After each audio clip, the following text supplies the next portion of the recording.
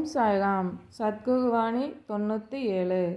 பிரயாணம் செய்ய நல்ல நடைபாதை இருக்கையில் சிலர் வேண்டுமென்றே குறுகலான பாதையில் நடக்கின்றனர். இந்த இறுக்கமான பாதையிலிருந்து மற்றொரு இறுக்கமான பாதையில் செல்வார்கள்.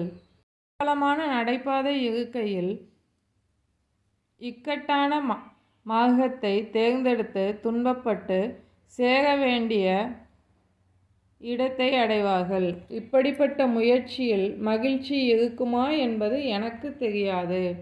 இறைவனை மிக எளிதாக அடைவதற்கு சிறந்த பக்தி மார்க்கம் இருக்கையில் உபவாசங்கள், தீட்சைகள், ஹடயோகங்கள் செய்து கொண்டு தேகத்தை பலவீனமாக்கி அதிலிருக்கும் இறைவனையும் கூட கஷ்டப்படுத்தி வீணான முயற்சிகள் செய்கிறார்கள்.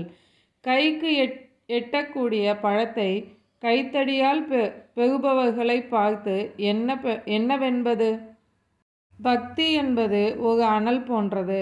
இறைவன் என்பவன் வெண்ணெய் போன்றவன்.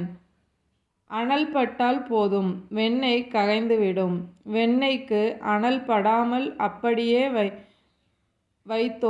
வைத்தோமென்றால் வீணாகி போகும். அனல் பட்டால் நறுமணம் வீசும் நெய் உண்டாகிறது.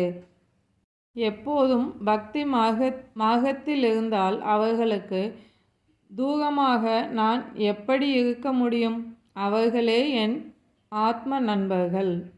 என் வார்த்தைகளின் மீது நம்பிக்கை வை. ஓம் சாய்ராம்.